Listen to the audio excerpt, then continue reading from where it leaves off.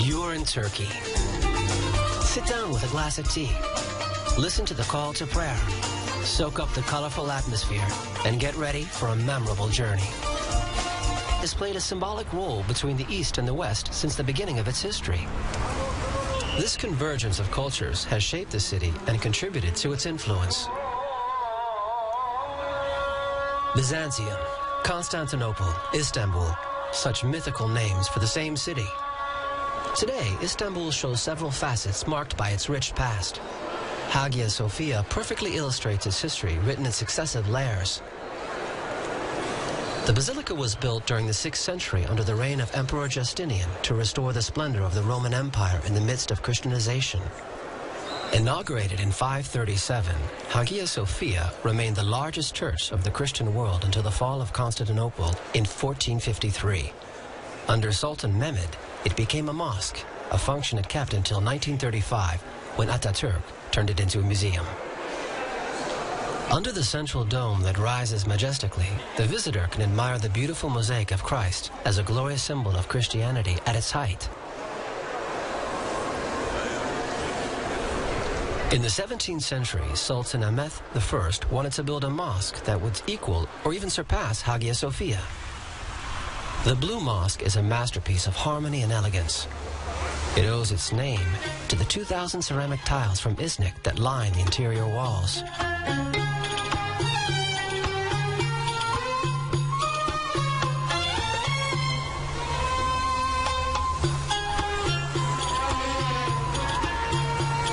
Near the major religious monuments, the Topkapi Palace was the residence of the Ottoman sultans for almost 4 centuries.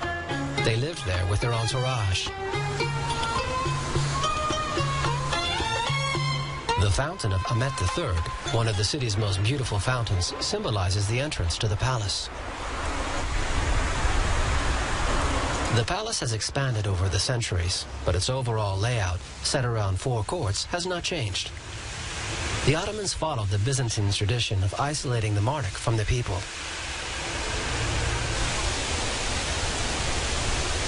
The palace exhibits amazing treasures, including the famous Spoonmaker diamond. This 86 said to have been found in a dump and bought by a street vendor in exchange for 3 spoons. Another exhibit is this gold dagger inlaid with 3 large emeralds that was coveted by Peter Ustinov in the movie Topkapi. The palace overlooks the Bosphorus and faces the Galatasaray district. Many foreigners, diplomats, and merchants who dealt with the empire used to live here.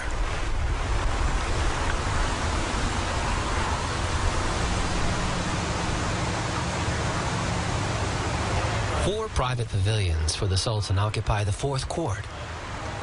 At the end of the tulip garden, 2 of them are particularly charming. The Yerevan Kiosk was built in 1635 to commemorate the conquest of Yerevan, today's Armenia, from Persia. And in the circumcision room, decorated with magnificent ceramic tiles, the sons of the sultans came to rest after the painful rite of passage.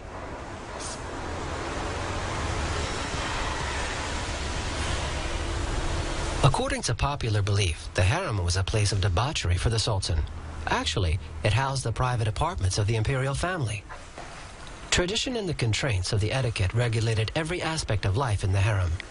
However, Sultan Mehmed IV did have 112 children.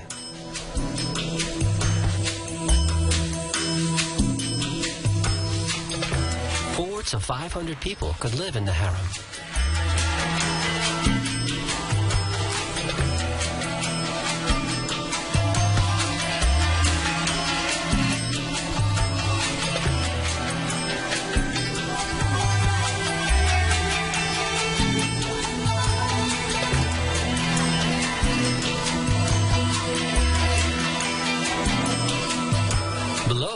Banks of the Bosphorus, drawn by the sense of spices, follow the crowd to reach the Egyptian market.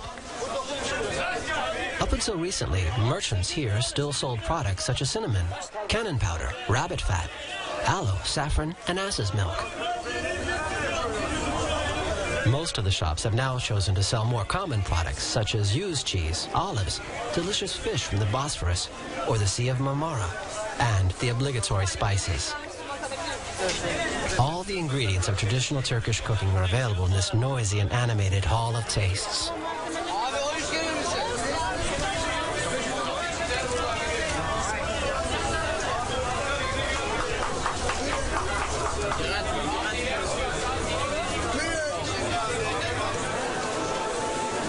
Here, no need to beg gourmets to taste all these sweets, from dates to lookums and the irresistible pastries.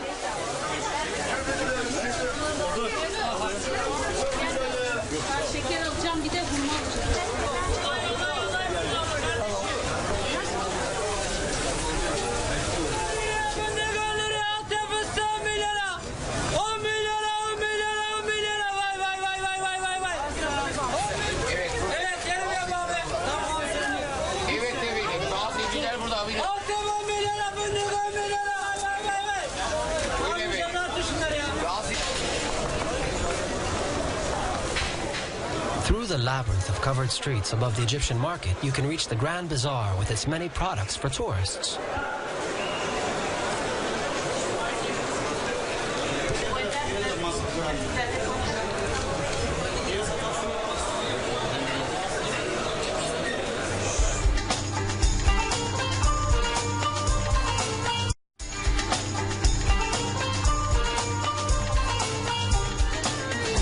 The Mosque of Suleiman the Magnificent welcomes visitors for a peaceful and quiet pause. Istanbul's largest and most grandiose mosque was built between 1550 and 1557. Although impressive in size, the mosque's interior remains pleasantly simple.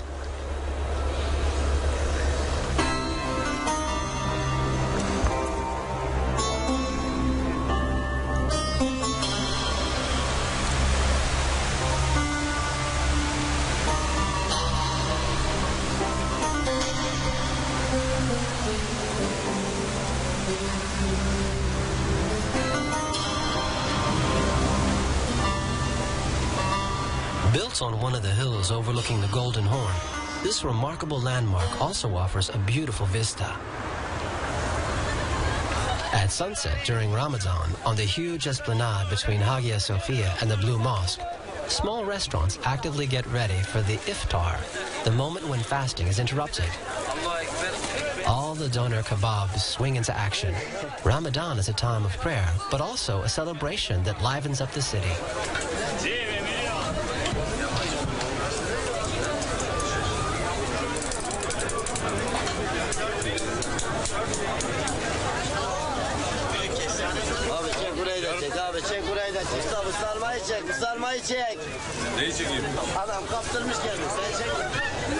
After a long day of fasting without drinking nor eating, the Muslims here are waiting for the muezzin to light up the minarets and to begin to sing.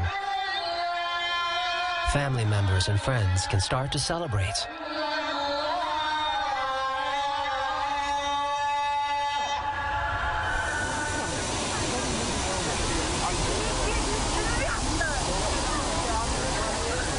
In this friendly atmosphere, they enjoy the opportunity to meet again and have a good time together.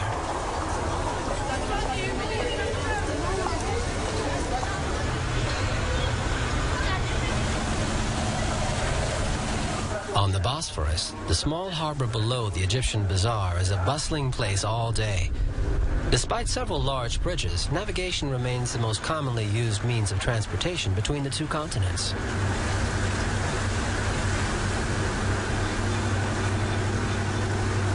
The last palaces built by the Sultan spread further north along the western shore of the Bosphorus. At the end of the 18th century, the Sultans left the Golden Horn and Topkapi to settle in sumptuous and lavishly decorated marble residences.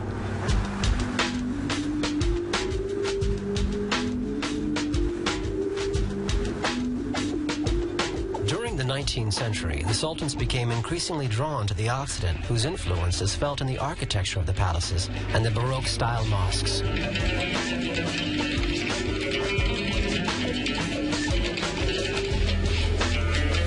Slightly further north, on the European shore of the Bosphorus, stands the Rumelia fortress with its thick walls.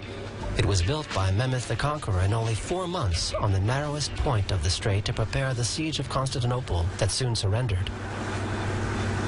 Istanbul is also a modern city, in many ways similar to major Western capitals with its stores and crowded pedestrian streets.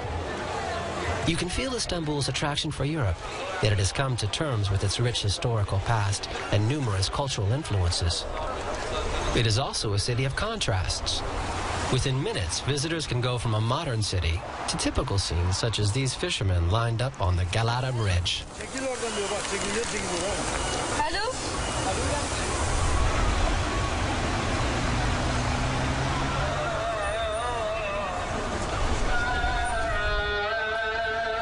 Despite appearances, Istanbul isn't the capital. Few visitors ski.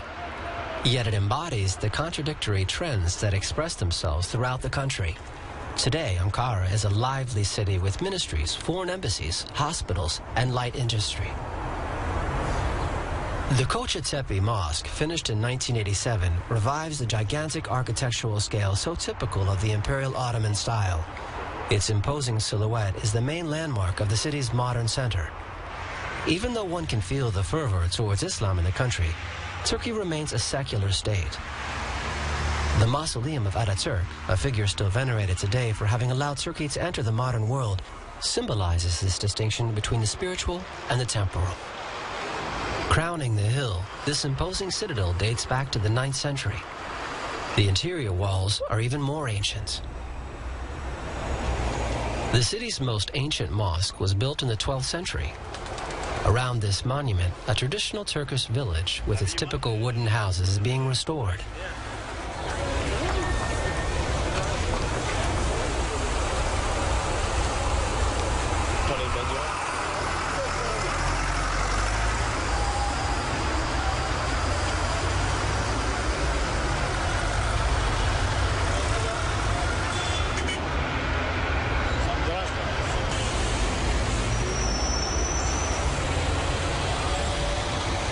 Like all of Turkey, Ankara is full of contrasts. In several districts of the capital, wood is still used for cooking and heating.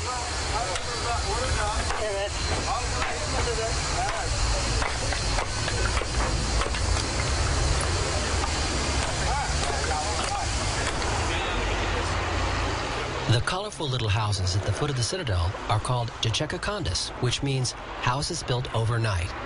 They contribute to the rampant urbanization problem the city is trying to control without much success. This suburb accommodates a constant flow of peasants from Anatolia who leave their land hoping for a better life. Further up the hill, protected by the citadel, old Ottoman houses create a special atmosphere in this district. The dry fruit markets are a must, as well as the raisins from Anatolia that are eaten all day long.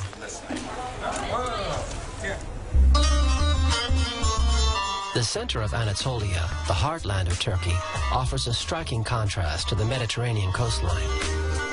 The large undulating plains seem desolate with only herds of sheep. Yet dynamic and amazing towns called Anatolian tigers are suddenly emerging there.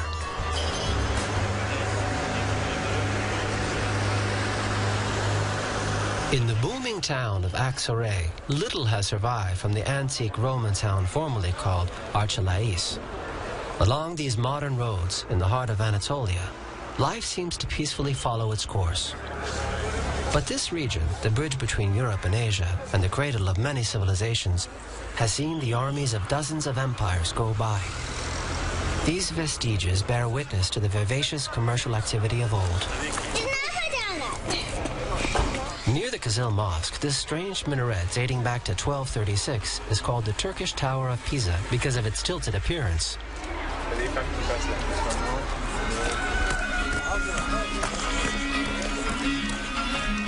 Deeper and deeper into the Cappadocia region, numerous cave cities appear.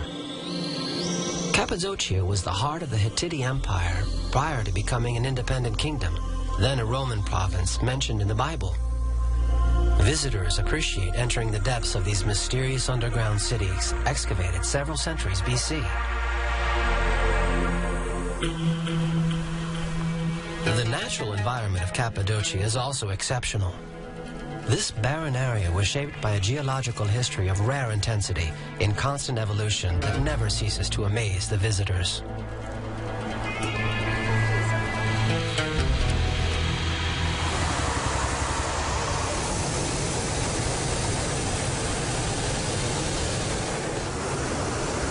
Cappadocia is one of the best places in the world for a first hot air balloon experience. Flight conditions are exceptionally good. As for the scenery, it is simply unforgettable. After dawn, the sky fills with balloons. It is unquestionably the best way to admire the lavish scenery where Mother Nature's works defy the imagination.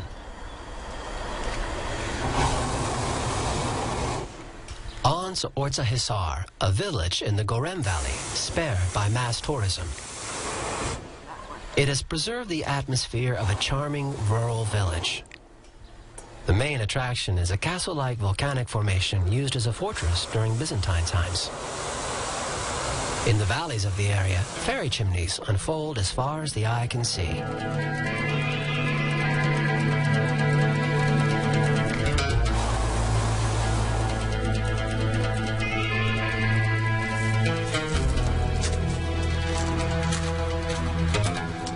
This is the pretty town of Uçhisar. Its castle is a high volcanic peak set at 1,300 meters and carved out with tunnels and openings. Today, this tourist attraction offers a panoramic view of the valleys and countryside of Cappadocia.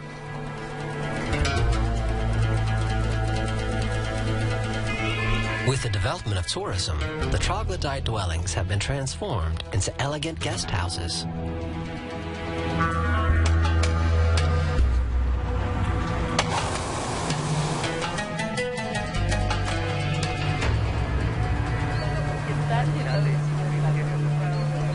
On the other side of the peak, life unfolds in dwellings carved in the tufa. All the occupants are aware that they're living in a fragile world, a world in suspension, doomed to disappear someday due to erosion's endless activity.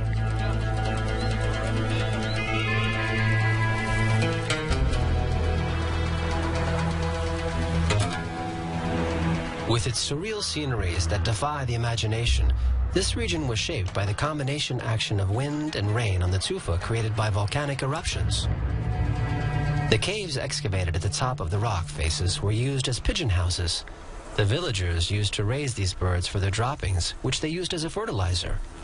Few places in the world offer such clear evidence of the successful fusion between human life and an exceptional natural environment.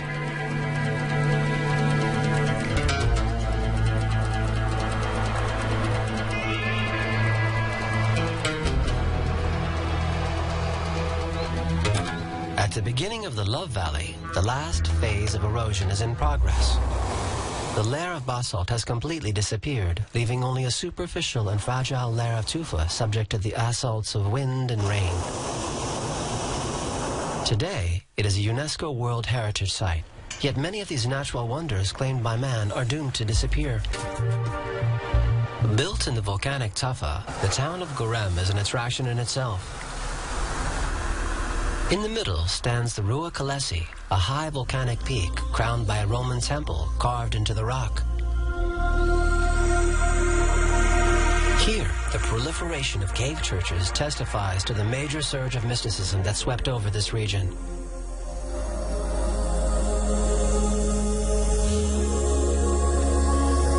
Today, the difficulty lies in preserving this heritage that includes approximately 1,000 sites exposed to the rough continental climate and the flow of, at times, inconsiderate tourists. The Tokali Kalisi is one of the most beautiful churches of Gorem.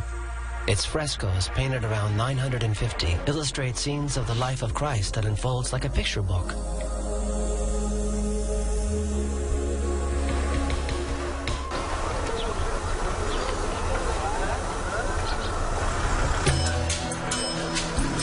By the wind, we head north of Gorem. Here, the scenery offers new marvels and formations molded by erosion. We can let our imagination run wild by trying to guess which shapes of objects, characters, or animals have been carved out in these stone chimneys.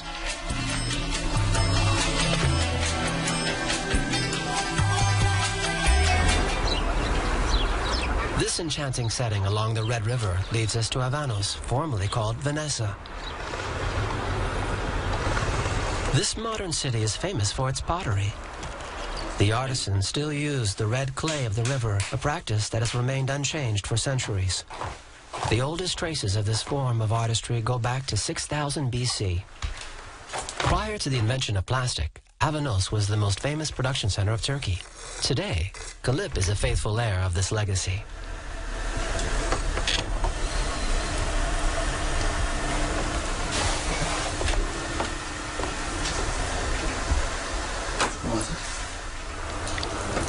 Avanos was also famous for the talent of its weavers, particularly during the Ottoman era. Today, although the artisans use synthetic materials and nylon, they also continue to work with silk. During the month of October, the caterpillars settle in their silk cocoons. Boiling water will prevent them from ever becoming butterflies.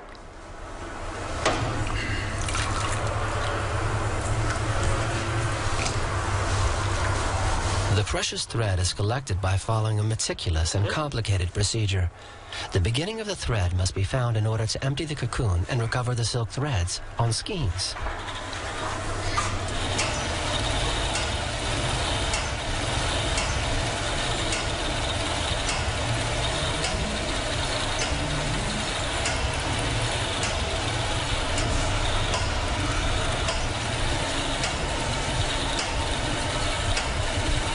Almost all small family businesses have disappeared.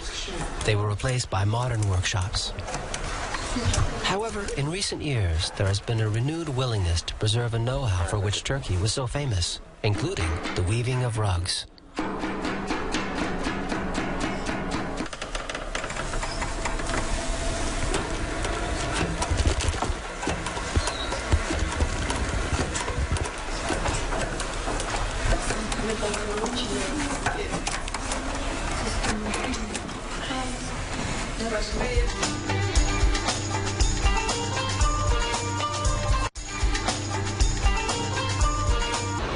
Along the roads, the presence of numerous caravanserai attests to the intense trading activity in ancient times.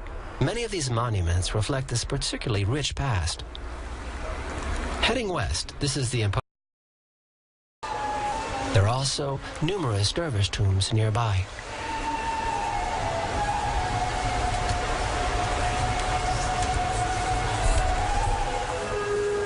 In the adjoining mosque, several exposed silk prayer carpets are the object of intense worship. Many Muslims come here on pilgrimage.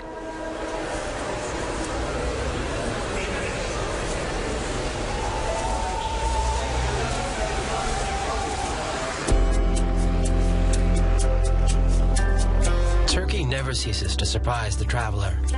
North of Antalya, 3 large freshwater lakes are surrounded by mountains.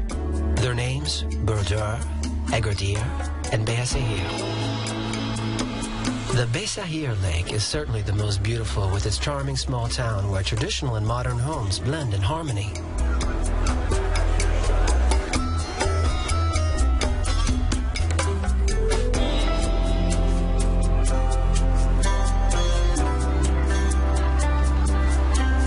The town used to have a strategic position on the caravan road that linked Konya to the Mediterranean Sea. In Beyazıt, you will discover the traditional and authentic face of Turkey, which the coastal towns have lost.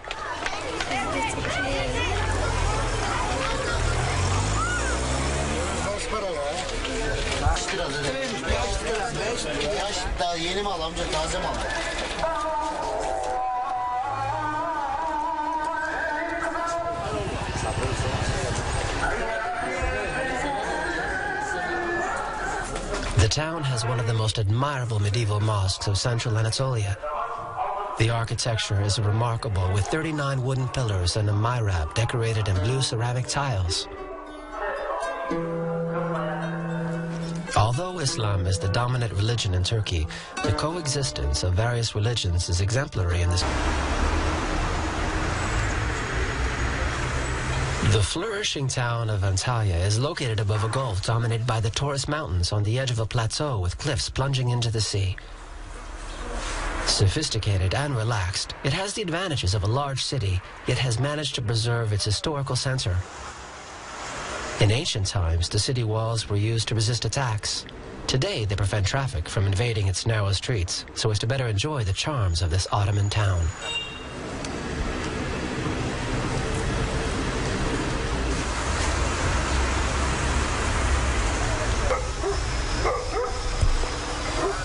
This ancient Roman harbor was restored in the 1980s to become a marina for yachts and excursion boats. A few fishermen are also left.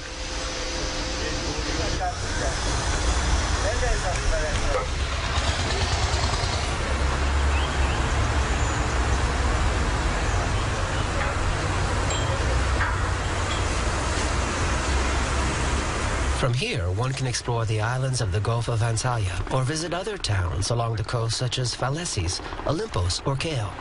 One can also simply enjoy the splendors of the Oriental Mediterranean seaside. This is the heart of the Mare Nostrum, an amazing melting pot of civilizations whose numerous influences still make up its wealth.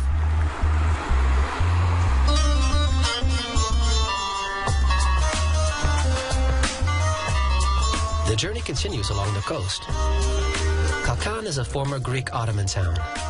Discovered in the 1980s by travelers searching for a simple life and tranquility, this small Mediterranean village recently built a marina and developed resort accommodations. Yet Greek houses and traditional Ottoman homes still line the streets of Kalkan, and the fishermen continue to liven up the harbor.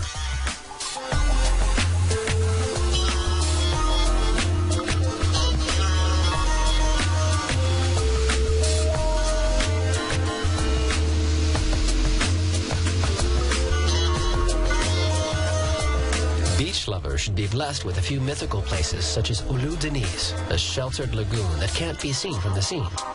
When arriving here from the hills, one discovers the splendid view of a bay of crystal clear water, a sandy beach, and the sea in the background.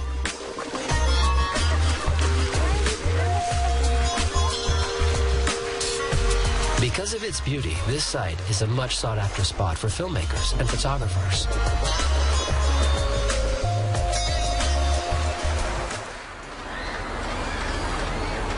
By following the Mediterranean coast, hidden south of a large bay, one discovers Fithiye, a very ancient town formerly known as Tel Messos. It belonged to the Lycian Federation prior to falling under Persian domination during the 6th century BC.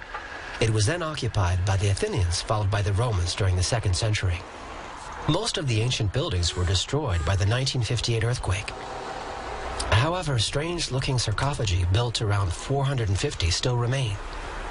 The town expanded around these tombs. As for the tomb of Amyntas behind the town, its facades were built in the style of an Ionic temple.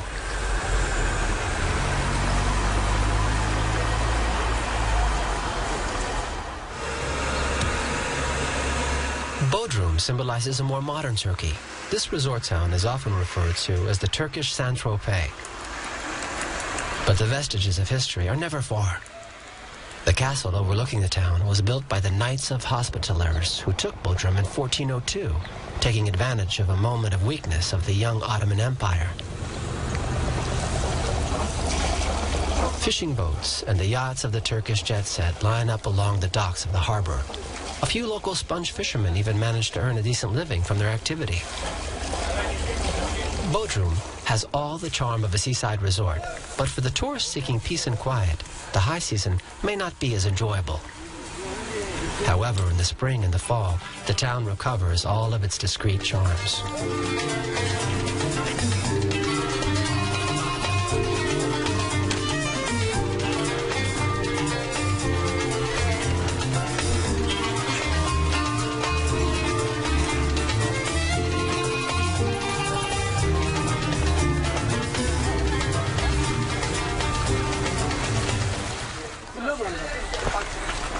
Near the Bodrum airport, Milas will most probably appeal to those who wish to take advantage of a pleasant stopover away from the artifices of the seaside resorts.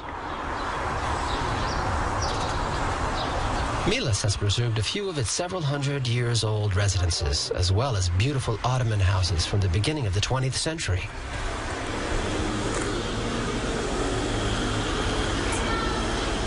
Life in this old village perched on a hill is a typical example of Turkish tradition.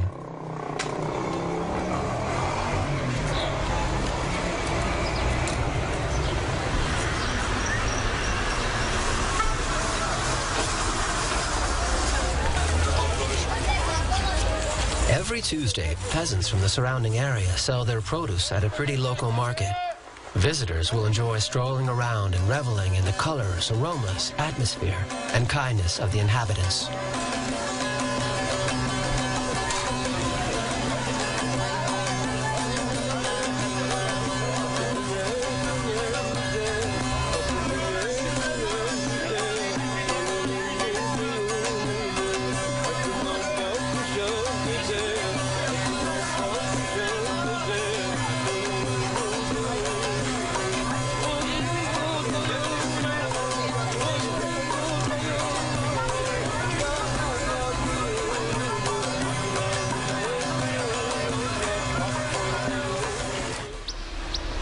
Those with a passion for history will easily be able to explore the numerous archaeological sites. Aphrodisias offers an insight into the magnificence and size of these classical cities that have disappeared today. The city was, of course, named after the Greek goddess of fertility, sexuality, and pleasure.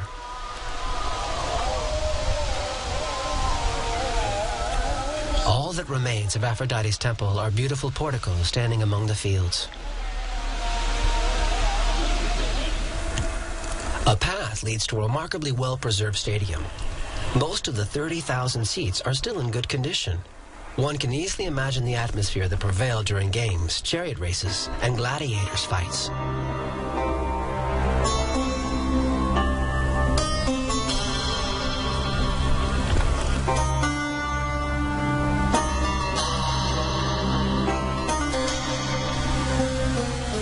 The city had a sculpture school.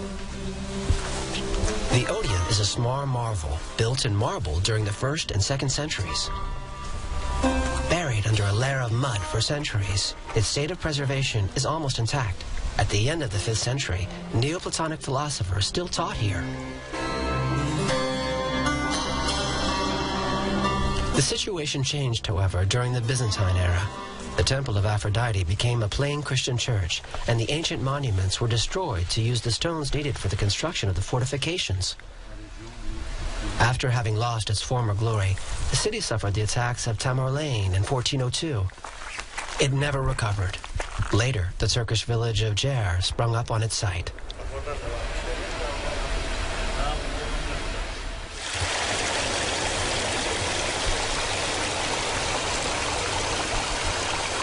Deeper into the mountains, the cliff of Pamukkale shelters the ancient site of Hierapolis. Another major attraction in this area is nature's eccentricity. The hot thermal springs that drip down the hillside deposit calcium oxides that cover the entire cliff with white concretions that over time have formed these large natural pools. The Romans quickly realized that these thermal springs had therapeutic properties. At the end of the 2nd century BC, Hierapolis became a very popular resort. Many people from the ancient world came here to heal.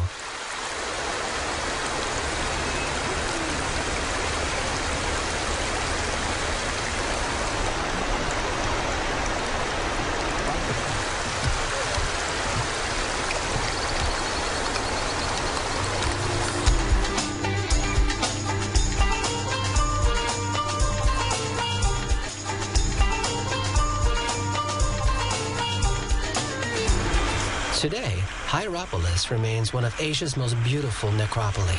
Approximately 12,000 tombs line up on each side of a path that leads to the gate of the city.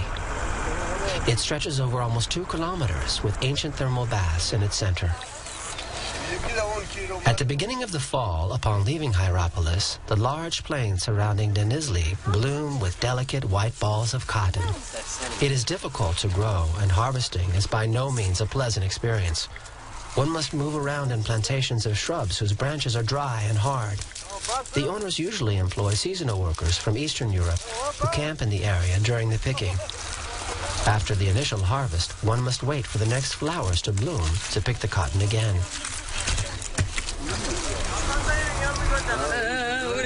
Ama giri bir kere.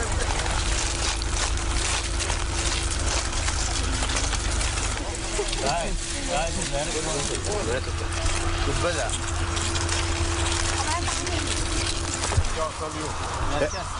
Hep Adıyaman merkez. Atatürk Barajı'nın dibindeyiz.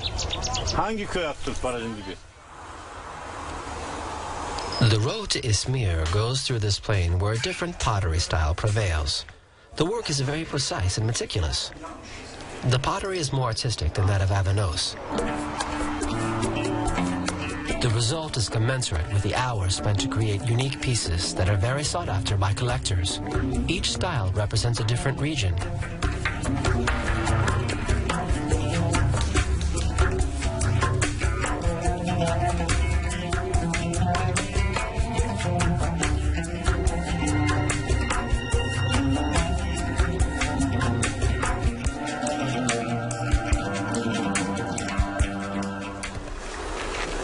Heading back to the Aegean Sea, Efes is an amazing Greco-Roman site.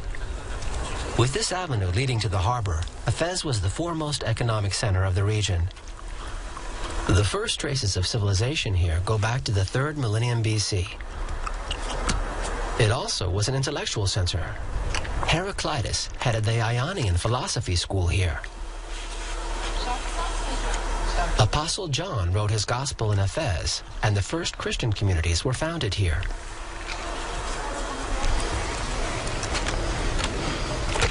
The Library of Celsus is a prestigious example of imperial art in Asia. The marble columns, the ornate decoration, nothing was beautiful enough for this edifice built to shelter the mausoleum of a Roman governor.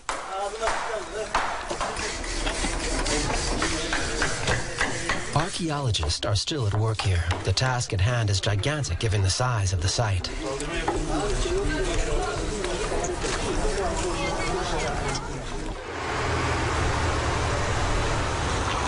Further towards the north lies Izmir, the most important city on the Aegean Sea. Its past resurfaces at the mention of Smyrna, a cosmopolitan city and major harbor that reached its height under Alexander the Great. The old Oriental houses still lend a charm similar to that of Alexandria in Egypt. A major part of the city was destroyed by a fire in 1922. In the district of Alsancak, several narrow streets were spared by the flames. Numerous pretty Levantine houses, some of which were restored with care, have become fashionable cafes and restaurants.